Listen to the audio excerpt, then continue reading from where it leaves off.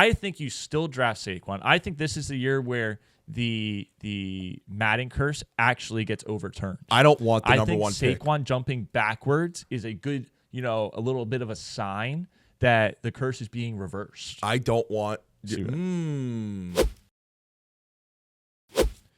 How we doing, everybody? Welcome back to another episode of the B Team. We got Mike over here. Yeah, come on. We got Muller over here. Hey, Kyle. What's up? How you doing? What's going on, my boy? On a scale of 1 to 10, how you feeling today?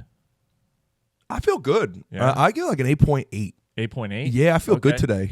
That's a very professional score, as Dave Portnoy would say. It's a nice day. It's beautiful out. You got a little chill in the morning. A little pep in the step. I'm feeling good today. Yesterday was a good day, so we're just trying to roll that over, compound these days of goodness. Yeah, I mean, any day that you're preparing to be a train conductor is a good day. Yeah, dude. Yeah, wearing my neon vest. So, yes. Yeah, go ahead. We said we weren't going to talk about it, but Mike, So I am unemployed. I am unemployed. I am done. He's going to be a train conductor, and I'm getting you a train whistle, and I expect you to have this wooden train whistle on you at all times when you're working. Why do we bring this up? Because I have a lot of funny shit I want to say right now, but I really might just roast myself. So as a kid, bleep it out. I'm going to roast myself. As a kid, I loved trains. Thomas the Tank Engine, living in New York, I'd see the subway pretty often as a child. And then, I grew up, I had no fascinations with trains whatsoever. And big Thomas the Tank Engine guy? Oh, big back in the day. I'm not even making fun of you. I was back too. in the day. Yeah. I had trains out the ass in my house. But so interview tomorrow, see how it goes. Perfect. And it's in I'm just not going to disclose anything. No, don't say anything. I will not disclose anything. Don't say anything. All right, well, that's good. I wish you good luck. Thank you. I'll let you know. As well as that being a good thing, Jets Twitter is on fucking fire because, Mike, I think the Jets are back. Your head coach is holding Bible studies. They're not posting any of this BS about football being, I'm not going to say it. We're not going to get into that.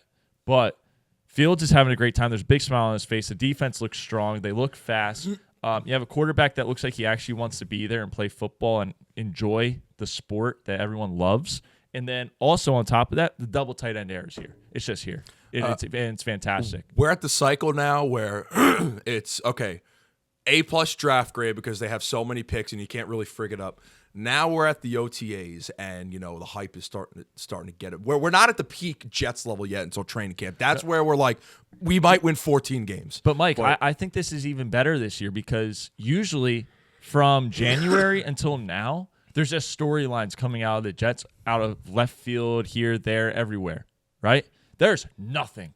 All we're getting is videos of Justin Fields scrambling with a big smile on. Yeah, with the GoPro. Looks great. Looks elite.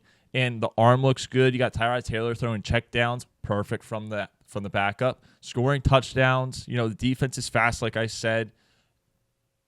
I'm excited. Why? Okay, now I'm going to be really positive today.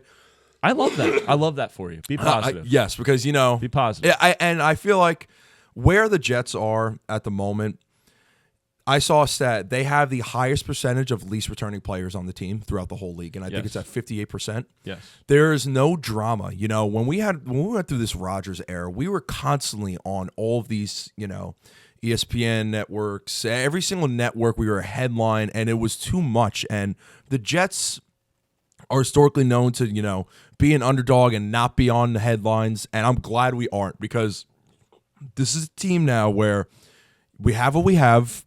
We have a coach who's, trying to get all these players to buy in, and it's fun. It's fun because we're not being exposed. We're not getting all this attention. Hard Knocks or One Jets Drive is usually fun. That doesn't really do anything, but it's all, the national coverage of the Jets. We don't have that right now. You don't hear anything about this team right now, and I like that. When you're a team like, Philly's now a team that's always going to be on ESPN, it's going to be a headliner. The Chiefs, for a reason, they're really good, but we know the Jets aren't really good yet. They're not there yet, but it's nice to see that the players are buying in. I feel it this time. It's last year it was, we got Rodgers, but is he bought in? Is he all in? mean, you know, Fields has something to prove. And I love the connection that is being brought back with Fields and Justin. I think that's special. I think this Mason Taylor kid's going to be special. He's young. I'm going to hold on a little bit, but I get it. We drafted him second in the second round. I still, for some reason, because Jeremy Ruckert, he's a homegrown talent, Long Island kid. He played with Fields and Garrett Wilson too. He was on that same team. Like, why can't he, finally break out? He never really had that opportunity. He had a couple of, pass catches and running routes, but he was more of a blocking tight end. But you never know. Both of these guys can get their reps. That's what I was saying to you. I think it was, a month or two ago when they first signed Justin Fields. Like, there's a lot of guys that have played with Fields that thrived with Fields. And then they weren't with him, and they kind of dropped off a little bit. They have Fields back. It looks like the whole team is enjoying it. They look like they're in a good headspace. Aaron Glenn's got the team buzzing. And another thing, OC, Engstrand? Yep. Yeah. He was in Detroit, correct? Yes, yep. Yeah, so he was sitting there watching one of the most elite offenses that basically was a high-powered, mobile quarterback away from being possibly the greatest offense of all time that we've ever seen and winning a Super Bowl. He has that now. Mm-hmm. And if he's able to bring even half of what Detroit had to the Jets with Justin Fields, I think you guys are looking at a 10 to 13 win season, and it's going to be very fun for you. Now it's just, can the defense hold points off the board? Because I think there's no question about it. This offense is going to score points. It's electric. I like where we're going because we're now at the point, we talked about this, a year ago, 2 years ago, where there was a position where the Jets were going to have to pay all these guys. Garrett Wilson is priority number one. Sauce Gardner is priority number one. Like, those guys have said publicly they want to be a Jet for life. They want to be there, which is beyond me, but God bless, because I love them so much and they mean so much to this team. And they realize that. And Aaron Glenn, Engstrand, Steve Wilkes, they've probably embedded this in their brains that, hey, you are a special player. The Jets need you. The fans need you. We need you as coaches. So bringing these guys back, talking contract extensions, key, very key. Besides that, I think there's only 3 players that are over $8 million per year on the Jets. We're in a really good position when it comes to our cap space now. Now I think after our June post cuts, we're at $36 million in cap space. So there's still a lot of work to do. I mean, again, the defense is always going to be solid. The only problem for the longest time was the offense was never able to stay on the field and actually score points. So the defense was on the field more than 60% every single game. Yeah. But I don't know, man. It's just everyone looks healthy. There's a lot of hype coming out of these draft picks. Mason Taylor, number one. Arian Smith, this guy at Georgia, apparently he just dropped a lot of balls. He would run screen routes, go routes. There was not really his route tree wasn't versatile enough, but he's getting a lot of buzz. He's generating a lot of buzz during these OTAs. Again, it's OTAs, so take it with a grain of salt. But it's nice to see these guys not get the buzz that they should and not get the negative buzz. Arian Smith continues to drop balls. Even it's like he's still at Georgia. Like, he's actually. They're saying he could be a wide receiver 2 right now. It's early. I get it. But I actually talked about this with Adam yesterday. Keenan Allen is still a free agent. That's what I was going to say. Why not? Well, I don't, because right now, I'll tell you who we have. It's Garrett Wilson, number one. Yep. Arian Smith, we don't know where he's going to be. We don't know if he's going to be a 2. He's probably going to be a slot guy. Josh Reynolds, Alan Lazard. Like, we need help in that group. Like, Garrett Wilson needs help in that group. And not, Devontae Adams coming in and Aaron Rodgers just throwing him the ball like no tomorrow. Like, Garrett Wilson should be getting fed as much as all of these other stud receivers in the league. Justin Jefferson, CeeDee Lamb. He should get that. You saw it last year in the Texans game, what he could do. One-handed grabs, looking like Michael Jordan, the brand. Like, that is our guy. But Keenan Allen, depending on how much he would want, I was in my mind thinking, what kind of contract would he take? My guess is a Mike Williams type contract. 1 year, $10 to $13 million. I'm not opposed to it. I'm really not. But where we're at in our cap space, is it worth it? I kind of think it is. Even though it's a little bit of a stretch, I think Keenan Allen could still play. It's not like he's going to take the cover off the top of the defense. Like, no. He's going to separate. He's going to get open, and he's going to be there for Justin Fields. And the more the merrier. I mean, again, one of these guys goes down. You can't be rolling out with, Garrett Wilson, Josh Reynolds, and Arian Smith. That's just not sustainable. So I hope they make the move. His value's definitely gone down. So Yeah. we should see. We're going to see. Yeah. No, I agree with you. And so just capping that off, Jets are going to win 13 games. Like, follow, subscribe, back to the show. All right. Let's talk about what went down yesterday. Two things went down yesterday. Because, which one do you want to start with first? Do you want to start with the fist pump or the gas pump? The gas pump. Okay. You were the one that found it out, so you tell me your initial thoughts. So just starting off, just right off the bat, right? So I'm walking, I'm scrolling on Instagram, looking through stories, whatever, and came across something. And Mike received a text. Mike, do you want to tell everyone what the text said? Word for word? Yes. So it was 3 words: Sabrina Carpenter's Instagram. And right away, I stopped. That's all I said. Everything I did, I stopped. And I look and I text him back, oh my God. That's it. I mean, listen, that's crazy. I want to bonk. Big bonk right now. Massive bonk. But she's teasing something. That was crazy. There must be an album. That was crazy. There must be an album. You know what I didn't like? We don't have to go to a concert. I didn't like that people are saying this about our Quakertown Queen. Underneath on the comments, I saw something it just said, you do not want to know who I thought this was. Can I give you something? Yeah. Christina Aguilera? No. Okay. No. He meant... I didn't like that. No. I didn't like that at all. I did not like that at all. We're actually going to bleep out her name because that's disgusting, and I can't believe someone would even reference that disgustingness, that rancidness in the name of our Quakertown Queen, Sabrina Carpenter. That's just fucking disgusting on his Terrible part. comparison. Should never have been brought up. But yeah, looks like she's doing fantastic. We still got to get to a concert. We should, and we should record. We should try to get front row seats and just have... Dude, that's going to be so expensive. We should just have our microphones. Yeah, because it will bring us attention. And then Dude, I don't know what happens from there. We have to. I hope... So she gives out a pair of these fuzzy pink handcuffs to someone. Dude, if you get the handcuffs, I will lose it. That's going to be incredible. Brings you up on stage. No, bro. It's over. It's over. It's like when Justin Bieber used to bring these girls up on stage. Yes, she brings me up. Just puts awesome. you in the cuffs. Dude, if that happens, this show is over because that is we will not get better. The only thing that could get better is a Jets or Cowboys Super Bowl, and I don't even think that would eclipse her giving. That's a moment. Handcuffs. That's a moment in history that you got to be there. You're like the 1 in a million. Yeah. You're actually no, not 1 in a million. Let's give it 1 in about 200,000 people. No, I would say probably 1 in a million because think about all the people that go to those concerts and don't get the cuffs. Probably more than 1 in a million. I just don't know, if big dad bod men are her type. I don't know, Mike. We're going to find out. Listen, if she sees that video that you sent her last Christmas, she'll give you the cuffs. Should I bring a present? I should bring a present, just an engagement with a ring bow on it. It's like Borat. It's like a Borat. It's just a bag. It's fucking. Pamela, I love you. Not. Imagine you see me on stage and I'm like, I got you this gift, and I just fucking. There'd be scenes. The podcast would blow up. Yeah. Yeah. We would not be popular. Will I know any songs that she sings? Probably 1 or 2. Absolutely. Whatever billion stream song. What's one of them? And then please follow the pod. Yeah, I don't know the lyrics, but yeah, I know that one. Yeah.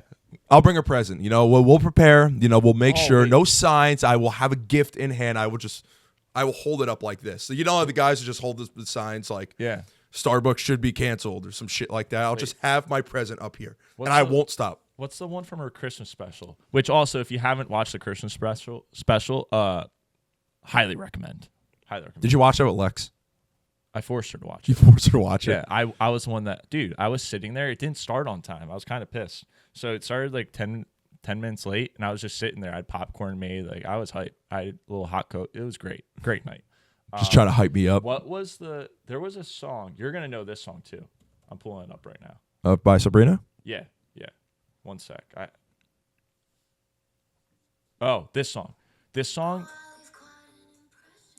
is insane.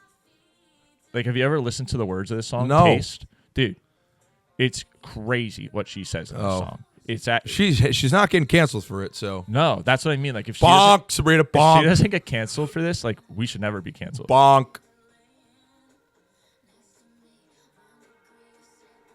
Listen.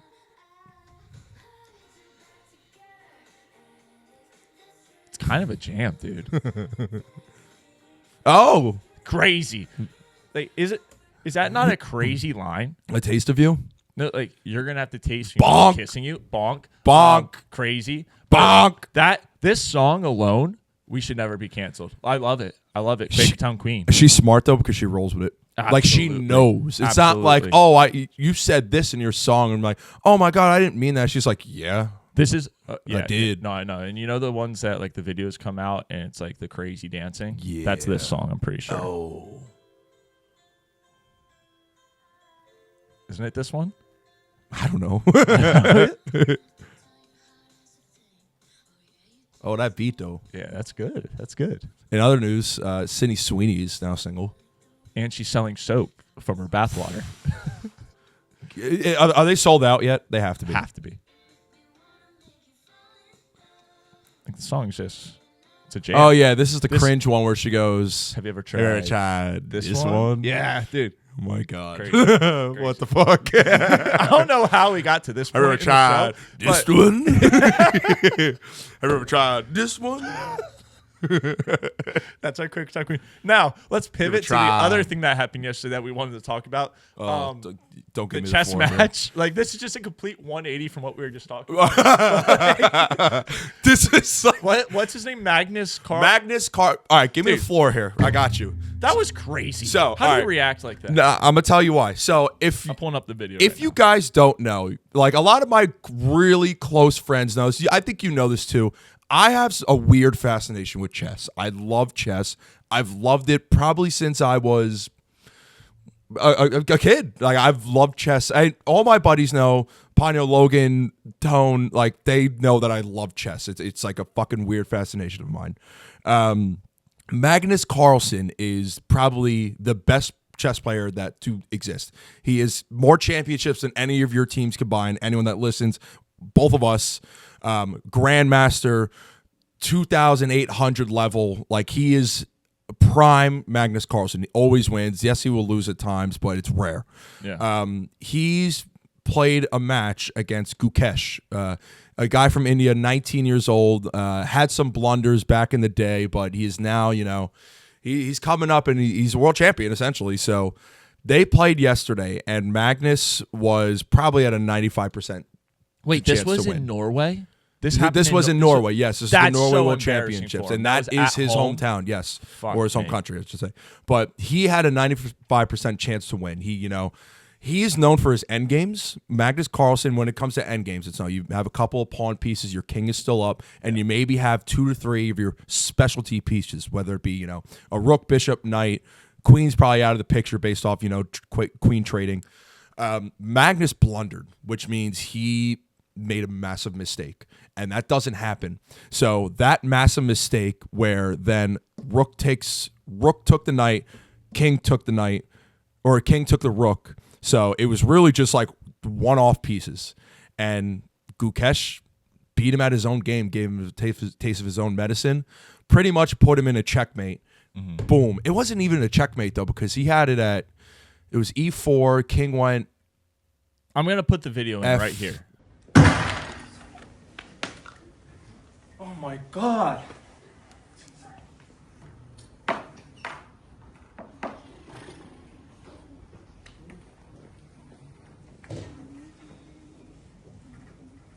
All right, so yeah, It was pretty much they beat him. He had to resign because of the move he made. So once he made that move, it was a knight next to the king, I believe. Rook took the knight, and then king took the rook. That was it. Completely switched. Yeah. So it was like, in baseball, 9th inning, 99% chance to win, and it just goes up to 1% because you just lost and you blew the game. Yeah. Like, that's exactly what Magnus did. Boom. Made the move, hit the timestamp, bam! Yeah. And Gukesh was shook. Dude, look at the video. Like, obviously, you guys just watched it, but we're going to break down. Boom. Like, that was a crazy move right there when he slammed the table. But then... But you know what, though? That is a massive thing that happens in chess, though. I know, I get that. But this is my favorite part. The camera pans, and just no one knows what to do. It's all silent. Yeah. This dude's, like, about to cry. He's eating his hand. Magnus walks past after slamming the table. Honorable move. Honorable move. Tapped Honorable him on move. the shoulder. This guy's about to cry still. I The know. fans do not know what to do. They're shook. It was hilarious. This is the funniest part, right? Then they all just start clapping. Like, one person started like, oh, wait, we could clap. Like, this is okay. That is like, David versus Goliath type shit, though. Like, Magnus Carlsen is that good. Like, Gukesh was, he was the underdog in that. Of course he is. But the fact that he took him in his own game, he took him in the end game and beat him. Yep. There's a lot of... Chess is so interesting because... all these guys, like, if you want to talk about mentally fatiguing sport, I'm going to call it a sport. Like, they burn calories doing this shit because they are thinking so hard. You know that, right? Like, they actually burn thousands of calories. You know sitting I there. don't know that. They sit there and they burn. Look at all these chess guys. They're all skinny as shit. They burn so many calories by just thinking. Dude, Magnus is built... Yes. Magnus is built, but he was really skinny back in the day, too. Okay, But so he reversed. He gains calories every time yes, he but plays. Okay. Gukesh beat him. He beat him like that. He was emotional. He didn't know how to react. He's like, "Holy shit! I just beat Magnus Carlsen, the best chess player in the world, at his own game. That dude is 19 years old, and he beat him. Like, he didn't know how to react. Isn't it chess? Chess is the sport where, like, you could be 12 and just be a world champion. Yeah." A world champion's a stretch, but you will be very good at a young age. Well, wasn't Magnus Carlsen just dominating at, like, the age of 8? Magnus Carlsen has dominated ever since he was an adolescent. Yes, he's been a stud for a long time. But why I like it, there's so many variations. Like, this is what football is essentially chess, if you haven't realized. Like, So I have a question. Exactly the same thing. I have a question. Is this a hereditary thing that you could pass down? No. Okay. I was going to ask because...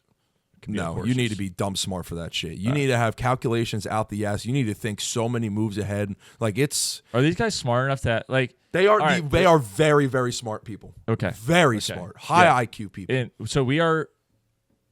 No offense to these smart people, but we are literally wasting their brain on chess when we could be just, like, solving actual issues. No. Okay, that's fine. No. Because even the smartest people in the world that don't play chess can't solve real world issues. These guys... But have we ever tried it? Like, has Magnus ever tried to take the brain power he has in chess and be like, I'm going to cure cancer? No, because I think that's pretty selfish of him. Because I think when it comes to chess, it is something that, like, when you're sucked in, you want to be the best at it. And because there's ratings to it, like, all right, my chess online, because I watched that, I'm like, damn, I want to go play chess. I watched the whole match, by the way. If you played Magnus, how quick do you lose? 6 moves. Okay. That's quick. Yeah. Okay. Like, really quick. But once I saw that, I'm like, shit, let me go play a couple games of chess. I think I went 1-3.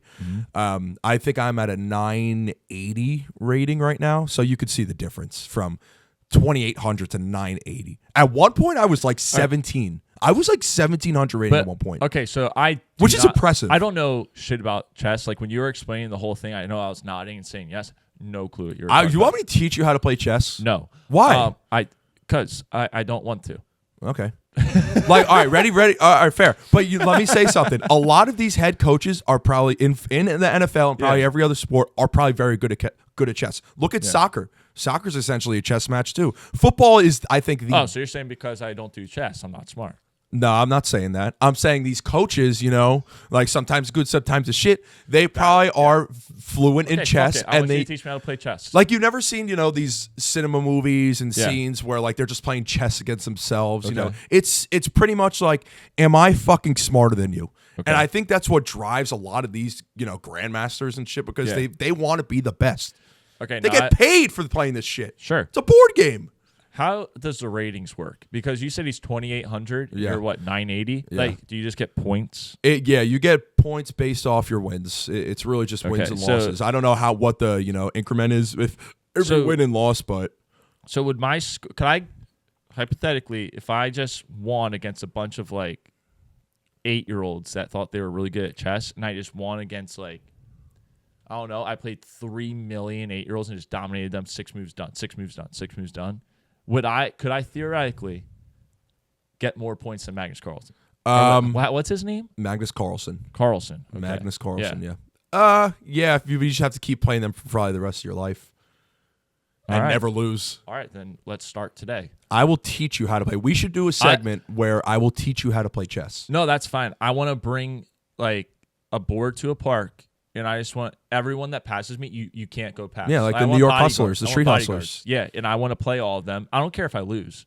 I'm just going to try and win as many times as possible and get more points than Magnus. So there are 2 ways you could play chess in, the professional world. You could do classical chess. So they have a lot of time. The time factor matters because each game, I believe, your time rolls over. Okay. So you can have, an hour and 15 during a game, or you can have, an hour and 30. Now, correct me if I'm wrong, chess people out there, but it comes down to the wire. Like you see, the thing they hit. Yeah. Like every time. So like Endgame, for example, like where Gukesh and Magnus were playing, they were, probably 20 seconds left on the clock. But every time you make a move, you gain time. Okay. So reset. So, okay, bam, Magnus, boom. Okay, clock ticks down to 15. Bam, I go back. Okay, it goes back to, 21, 22, something like that. Yeah. So then it gets fast and it's fast paced. That's where chess is really challenging because you can't make a blunder. What Magnus did, and it wasn't even a fast move. He actually had to think about it. And he made that move, and everyone was like, yo, because they have a screen. So, like, if me and you were playing right here, you'll have the audience here, you'll have a screen, electronic screen showing every single move. And once Gukesh saw that, that was his only advantage to take the win. Like, he was really given that. Like, Magnus fucked up bad. And that's why you saw also, when he slammed the table, Black King went down, White King stood. It was cinema. Scenes. He slammed the table. His team's king, bam, fell over. And he saw Gukesh standing up. That was something. And not Queen's Gambit. Yes, Queen's Gambit was good, but I've read a chess book. I've learned. Like, I swear to God. What's his name? I've read a chess book. What's his name? I don't know his name, but I have a book on chess, and I've read it. And I used it, and I was nice. I was 1,700, bro. 1,700 rating I was at one point. But now I'm back to like 9. So it was awesome to see because you saw Gukesh was just like. So what does this mean for Magnus? Is he just like? Does he just move on? It took a big. I guess it was like a big dent in the tournament. Like he didn't win it because he lost. I believe it's single elimination, but I don't know who won the actual tournament. Okay, so. Now if that guy doesn't go win it, it shouldn't even matter. Pointless, this whole losing thing doesn't matter. He is a world champion. So they're like your top 3. Diran, I believe his name is from China. Hideki, or fucking I forget his name, but he's really good too. And obviously Gukesh. There are so many. Dude, he didn't even win. So you're looking up Fabiano Curcino or whatever. Yeah, so he won. Caruana. Yes. So he's an upcoming player. This that's loss good doesn't too. even matter. Like we were making a big deal out of nothing. Magnus, he probably would have won the tournament, but it doesn't matter. That guy lost. Can I say though, like chess is one of those games where it's very professional. You don't really you have those, but you don't have one where you're slamming the table, pissed off. Like there are emotional moments in chess. Yeah. I think Magnus realized he messed up and then was like, hey, I'm sorry, because if he slammed the table, said, oh my God, and immediately there's like an overseer of the chessboard, and he's like, I'm sorry, yeah, fix up the chess pieces, left, pat on the back, listen, I messed up, you played a good game, and he dipped. Like everyone was following Magnus out there, but Gukesh he should have been the one getting the credit. Even though Magnus had the blunder, Gukesh could have still blundered and messed up, and Magnus could have, taken advantage of it. So. I don't know. I loved how the crowd was so scared to clap until Magnus was out of the room. But you don't see that from Magnus ever because he's so dominant. He's so dominant. That was a rarity. Like him, because now that's something that he will think about he's probably still thinking about to this day. Yeah. And that was, a couple days ago, almost a week ago. So. Wild scenes. Even ESPN posted it. It's like, people respecting chess, love it.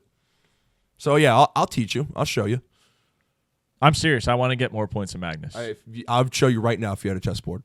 No. All right. Let's not get ahead of ourselves here. All right, let's move on. Let's get back to some football here. Like, follow, subscribe. Like, follow, subscribe. Like, follow, subscribe. Back to the show. Do you want to get into the Madden curse? Yeah. All right, let's yeah. talk about What are your this. thoughts? So, all right, first thing right off the rip. Congrats to Saquon. Your 360, 180, whatever the hell it was. Nice jump, Madden cover. right? Good choice. No. Good choice. Good choice. For Madden. Yes, but I don't like how the person he's jumping over is just like a generic, black helmet, white jersey. Jaguars. No, I get that, but the Jaguar, it's not even the Jaguars uniform. That's what they wore. But there's no Jaguar on. It's just a black helmet. It's kind of dumb. At least put the team on it, Put the logo, really Yeah. expose that guy. Yeah, That poor guy. the logo's going to be in the game. Why not just put it on the helmet? Who cares? So, pay the Jags a little bit of money. They'll be fine. They're going to lose this year anyways. So, yeah, Saquon, cool cover. But now I think the Eagles are just screwed.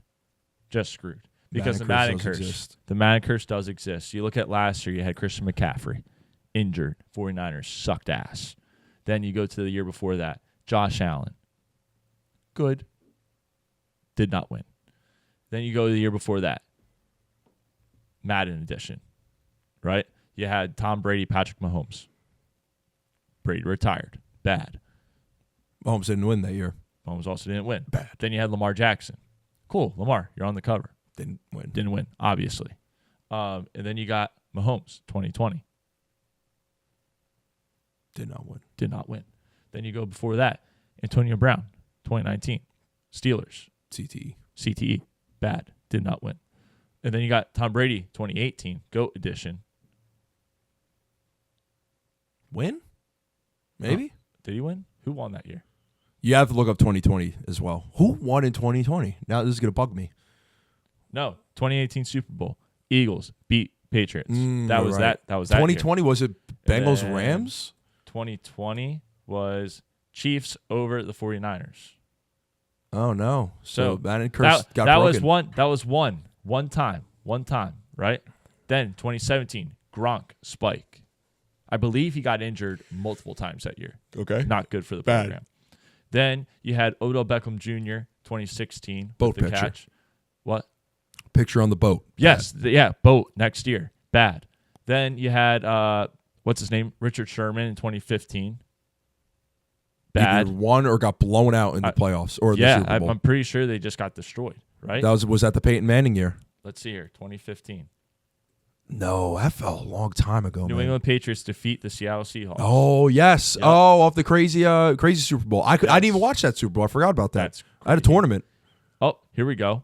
Here we Super go. Bowl. Here we go. Unbelievable. 2014, the 25-year edition, Adrian Peterson. Pretty sure he whipped this kid with a belt that year. Not good. That's not good. not great at all. No, not good. Not good at all. That was on the PlayStation 4. Now we're into the Xbox 360. Now, right? I feel like this is where the Madden curse didn't matter because because fantasy now football wasn't relevant at that time. Yeah, absolutely. But like Calvin Johnson's on the cover of this. We all knew that the Lions were not going to win. Bad. But I'm pretty Great sure. player. Didn't he retire that year? Maybe he Let's did. see. He did not have a long career.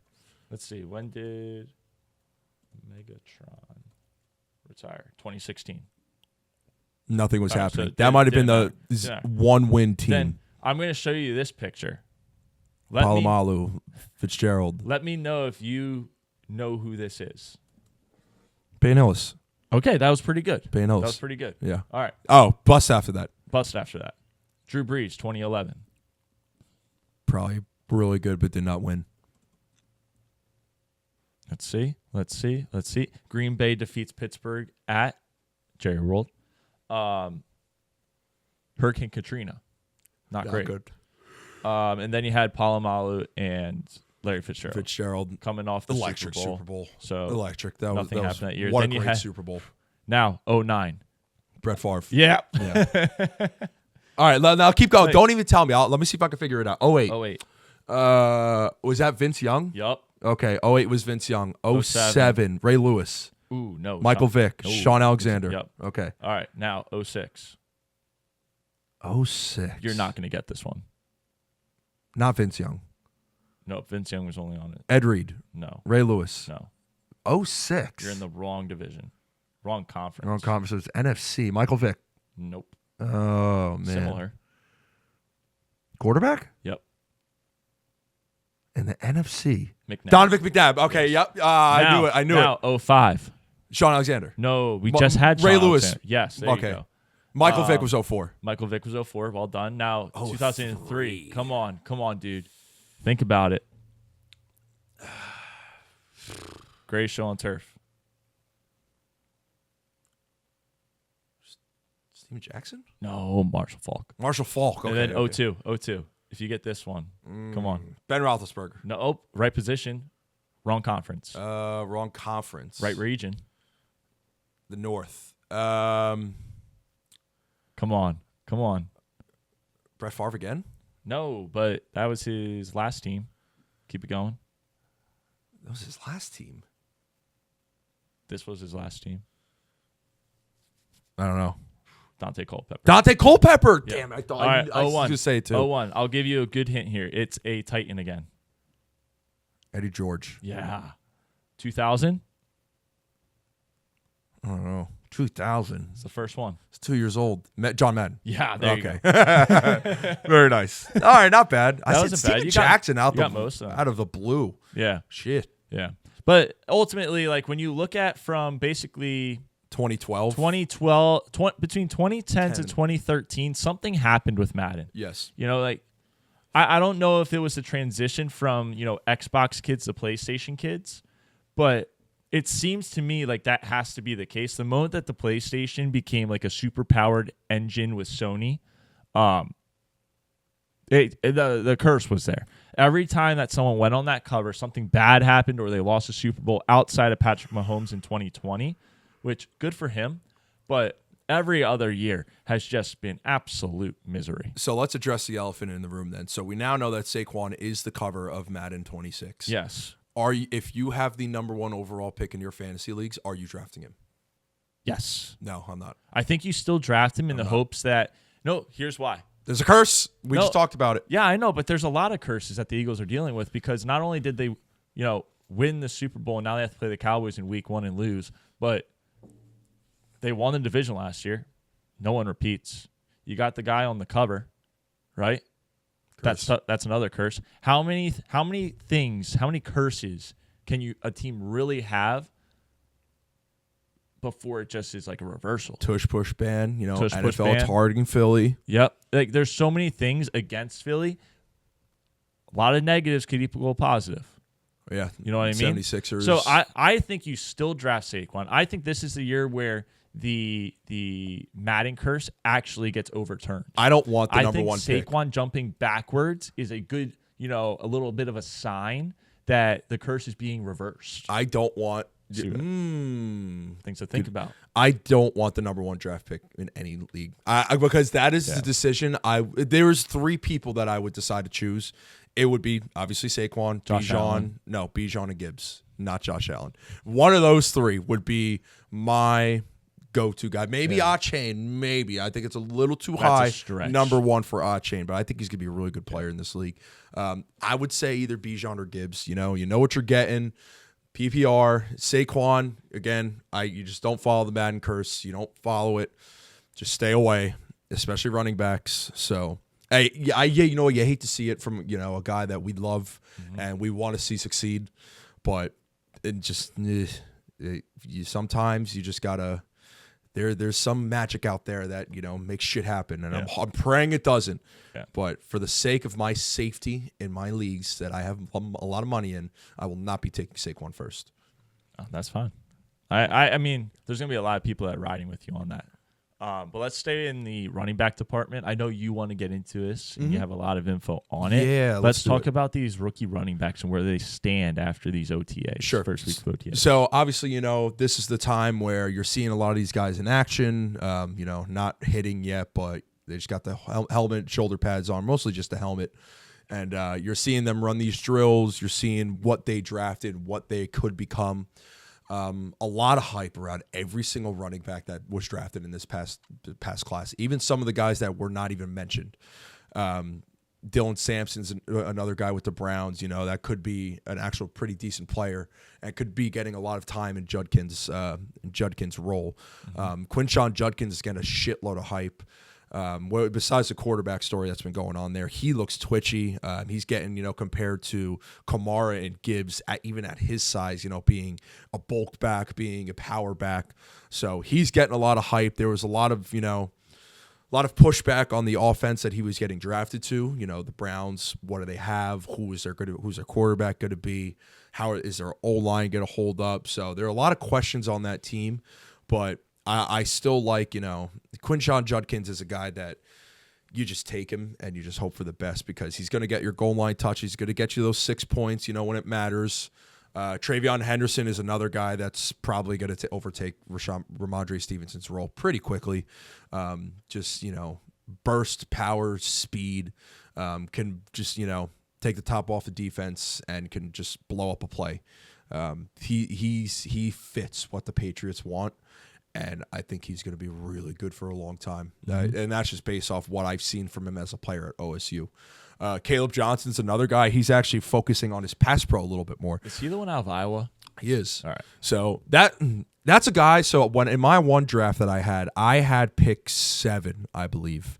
I'm going to compare a lot of reality and fantasy just because it's of the research I've done. At that position, in a dynasty league, I did not have Judkins falling to 7. No, that was not my mock. I had RJ Harvey or Caleb Johnson. It was one of those two. That's who I was going to take regardless, or that's who I was going to take if Judkins was gone. So once Judkins was there, it was kind of like when the Jets took Sam Darnold and he was available. It's like, do I take him? I guess. So it was one of those, just set it and forget it. Yeah. Caleb Johnson, again, working on his pass pro. So, wants to be better in the passing game. I don't know what that situation is going to look like. My guess is he's probably going to take the Najee Harris role. I hope that they design better run plays for him rather than, a zone in the fucking A gap. Yeah. Because that dude, is very good and he's got elusiveness and he's also got the balance. I think Jaylen Warren will still eat into his share, but I like the long-term play of him. I see him as like a Montgomery. RJ Harvey is the most intriguing one to me because he was a guy that was drafted very early. I liked him coming out of school as well. I thought he was a solid player. He's getting a lot of buzz, a lot of buzz. He's looking super fluid. Sean Payton, drafting a guy like him, he's going to get his work cut out for him. So they did draft that guy Estime from Notre Dame last year. I don't know if he is the answer. I mean, they did take him. He might have a step above RJ Harvey if he doesn't get that role right away. But this is a guy that people, Abe, if you're listening, he took him at 8. He took him early, banking on the upside, banking on the hype. Where do I see this going? I don't know. I think he can be like maybe a Kyron Williams type at his peak ceiling. But we don't know because we haven't seen the Broncos really have a running back that is, a 3-down back or someone who's getting, helping Bo Nix. So a lot of hype on him too. Again, it's so early, but this might be one of the best classes we've seen. I think we're going to see a lot of these guys that were drafted, first round in the NFL draft, first round, second round, even towards, the third, fourth round, that might get starting roles right away. Cam Scatterbo, that's what I was going to ask about. That's an intriguing one. Yeah, I know. I don't know if you've seen all the clips on the St. Brown podcast. Yeah. Real interesting podcast, but I like his mentality a lot. But they have a decision to make. Tyrone Tracy showed what he can do last year. I mean, wasn't the greatest, but wasn't terrible. I thought he was a solid running back for what they had. I don't know how they're going to use him. I see him, change a pace back, maybe towards the goal line, kind of like a Kamara, Jamal Williams. Throw him back to like Jerome Bettis. I don't see why they shouldn't. I mean, if Tyrone Tracy goes down, bam, Cam Scatterbo out the roof, but they're not going to let him just sit on the sideline. He's going to get a chunk of the work too. I think they'll kind of go with a running back by committee, and it's just going to be those two guys. I don't see Tyrone Tracy being a 3-down back. So he's going to be fun to watch. And I think New York, it's like another Tommy DeVito for the Giants. Yes, the whole Italian chicken cutlet fucking agent looking, like a neon highlighter. But Cam Scatterbo, it's not like this guy was a crappy player. Like Yeah. you saw it in the last game he played in the playoffs. Like dude, like almost ran for over like what 200 yards. He went he berserk. dominated, Went dude. berserk. Especially when they were down, like he carried that team. He did carry that team, and like that put him on the rise. That rose his draft stock dramatically. Even though he was only a 4th round pick, he could have went undrafted if that game never happened. So I like that he's with the Giants. It makes sense. So people were saying that like there were like a couple pictures of him with like the sideways hat and like the chain. They're like, yo, is that guy looks like he's from Staten Island? I'm like, no, he really does. He does fit the culture. Makes sense. Yes. Yeah. Just absolute head case. Not smart. We don't know that. I hope he's really good at chess. I can't see him being good at chess. If they're okay, I'll give you a couple people who I know are good at chess. Andy Reid, Sean Payton, Sean McVay, and there's probably one more guy that I'm missing. I'll give it to Pete Carroll. I feel like Pete Carroll's a chess guy. Real quick. I'm sorry. There's no way Sean Payton's playing chess. No, he's playing chess. He's definitely a checkers guy. Let's transition. I have a question for you. So when we were at, we were celebrating for some, I don't know, what were we celebrating again? What, on the weekend? Yes. Oh, dude, come on. It's Nate's birthday. Oh, yes, Nate's birthday. Shit. Wow. Sorry, Wow. Nate.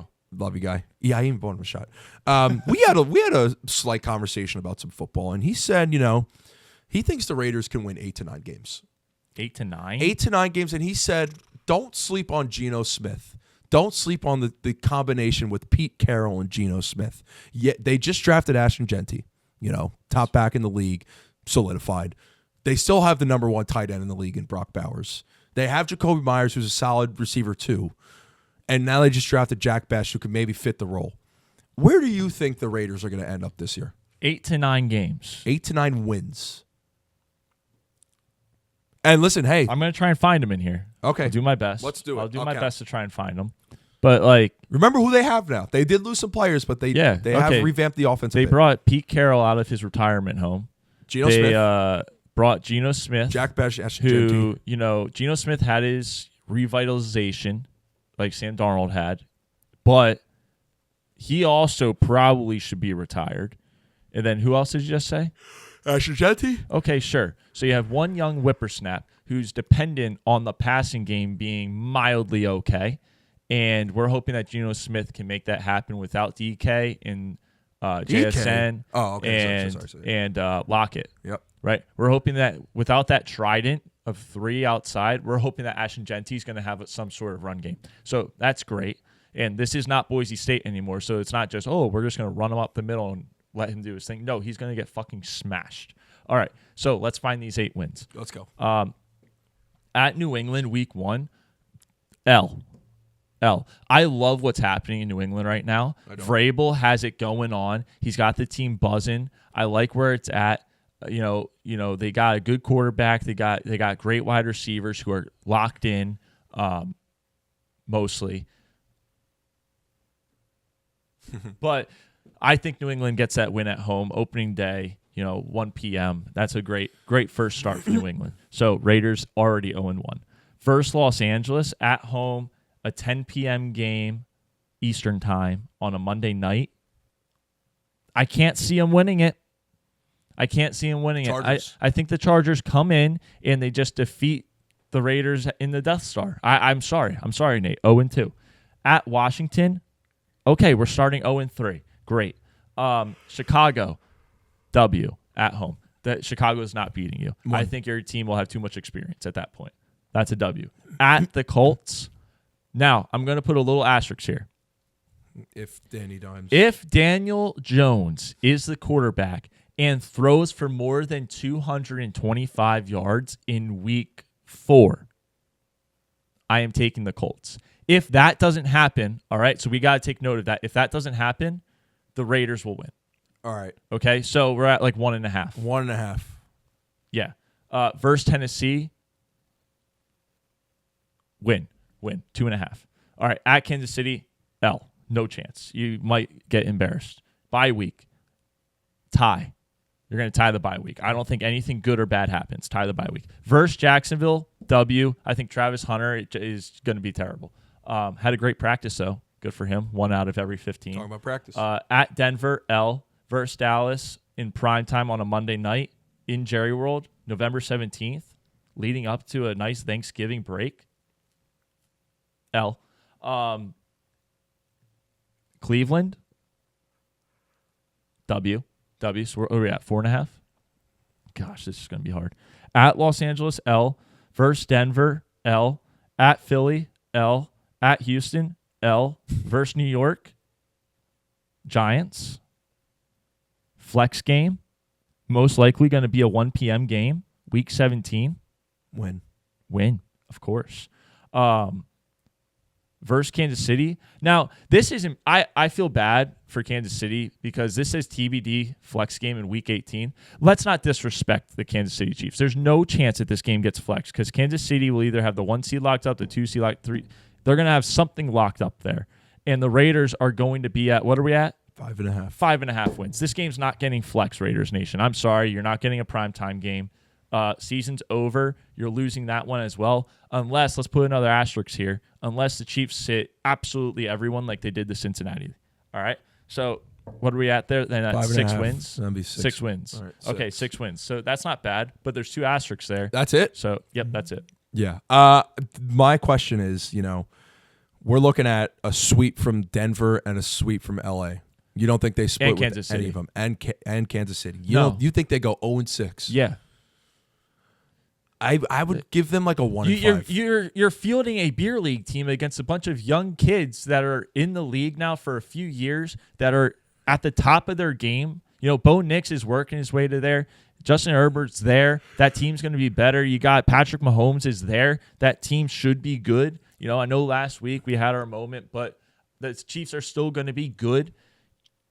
I don't know what the Raiders can do to possibly counteract what is occurring in this division. Am I wrong? Because it's a retirement home team. You brought a beer league team to the NFL. Like, whoop-de-doo. You're not winning. Ashton Genty, I hope you don't get Saquon Barkley. I hope you don't get Saquon Barkley like he did in New York.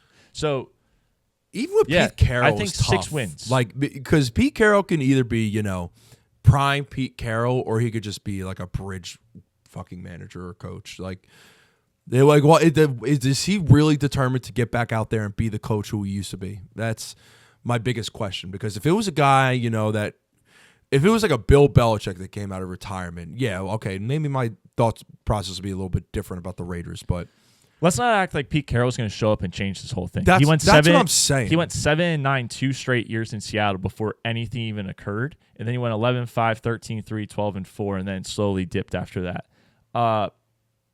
I just don't see him going in there and this team being turned around and turned into a playoff contending team, let alone a division contending team. I think what we're looking at, their ceiling is the Cardinals last year. That's their ceiling. If they're able to pull off a division win, I think that is their Super Bowl this year. I think every division game is a Super Bowl for them.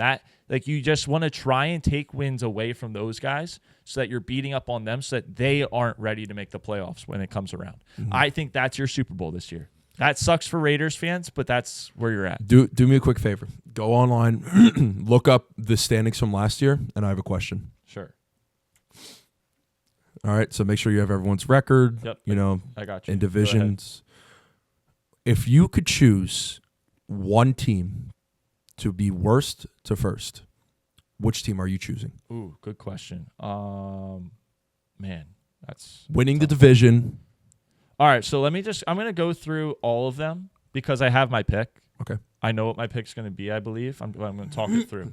New England's an interesting one because I do think that they got better, but are they better than where the Jets, Dolphins, and Bills are at? I don't think they are yet, so that one's out. Cleveland Browns, no chance. There's zero chance that they're going to be better than the Bengals and the Ravens this year, let alone the Steelers. Yep, we still don't know what the Steelers are going to do.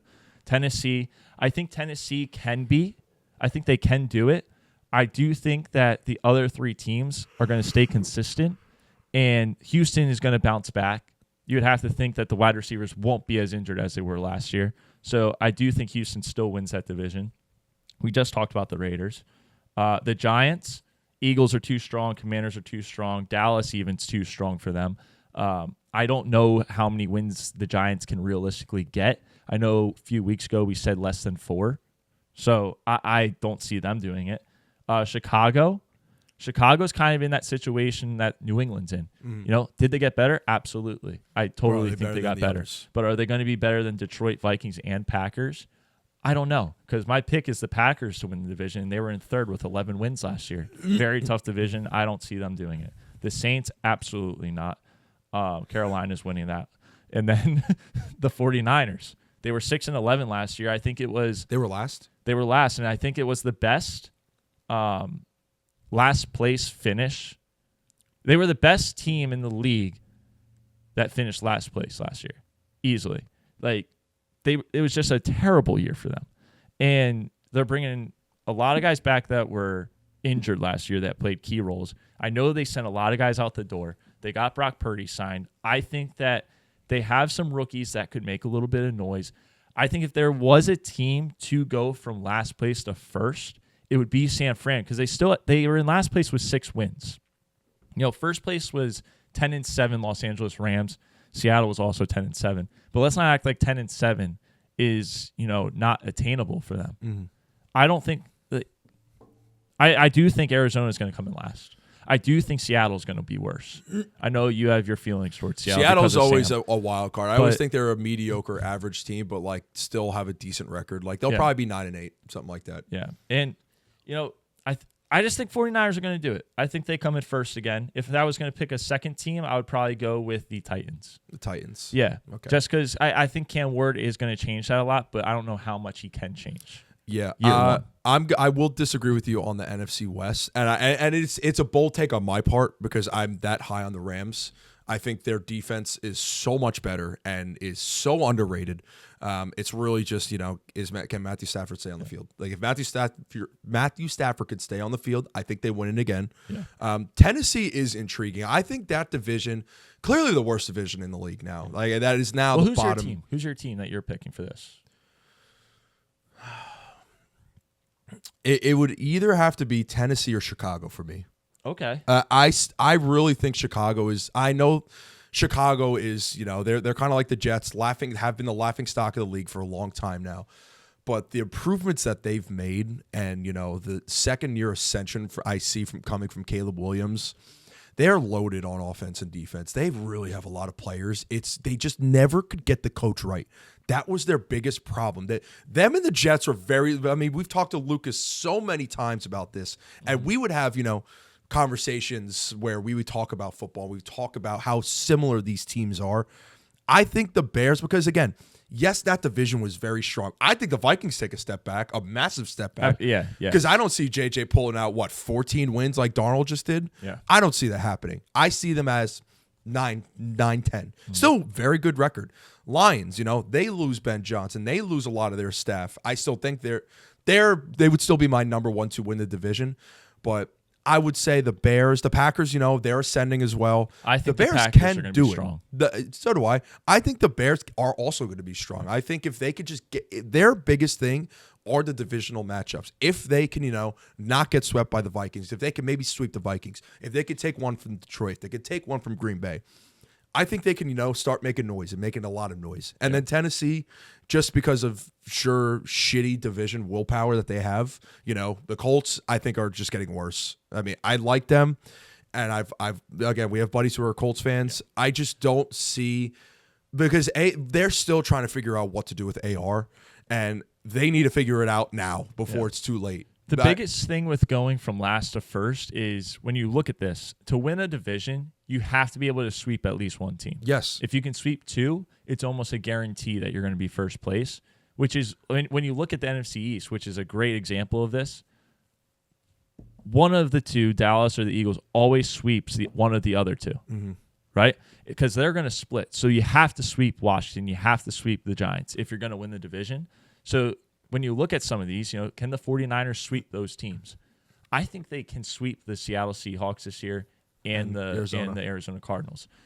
If one of them wasn't going to get swept, I would say Arizona this year. But that's just because I look at Marvin Harrison. He looks like he's the freaking Rock now. Yeah, he just needs Kyler to fucking find him. But that's where I look at the Bears, and I'm just like, I think the Vikings could get swept, but I also think that, the Packers or the Lions are going to sweep them as well. So then I'm looking at the other games, and I'm like, okay, between those 3 teams, who do I think is going to win the most of their out-of-division games? And I don't know if I can say the Bears confidently will win more out-of-division games than the Lions or the Packers. Mm-hmm. That's just where I stand with the Bears. I do think that they will easily take third or second place, though. It's intriguing because when you look at all of these division winners, okay, for example, like we know that Washington did win the division last year, but they went from, last place in the division to an NFC chip, but it's not even a lot of moves that are happening. It's one key move, whether it be a quarterback, whether it be a manager or a coach. I keep saying manager, whether it be a coach. Look at, Houston when they took CJ Stroud. They won the division. He had a great rookie year, and it changed the trajectory of the team. And now they're looking at playoffs every single year because of the division they're in. Tennessee is kind of in that similar boat, where they have Brian Callahan, new manager, second year ongoing. Cam Ward going to be a rookie, be number 1 overall pick. Like, is he going to propel them to that division winner? Why I think the Bears probably have a better chance than, well, I can't even say that. Tennessee still has a really good chance based off the other teams in the division. I really just like the Ben Johnson signing. I think having Ben Johnson there, we're really going to see, we're just going to see how he does when it comes to being a head coach and not just a coordinator, but both, because sometimes it works out for coaches, sometimes it doesn't. I think he can get over his head a little bit. I think we're going to see the Bears being very aggressive early. He's not going to be punting on 4th and 2 a lot. He's going to be going for it. That's going to make or break how they win or lose, honestly. Like, depending on how they do their 4th down conversion rate, if it's over, 45 to 50%, yeah, we're looking pretty good. But, if it's in the 30s, that's going to screw them. So, yeah, I agree with you. Well, is that all? Yeah, I don't have anything else. Anything else? All right. Well, let's get out of here. Like, follow, subscribe, people. Thank you for all the support. We appreciate you guys. Peace. See you later.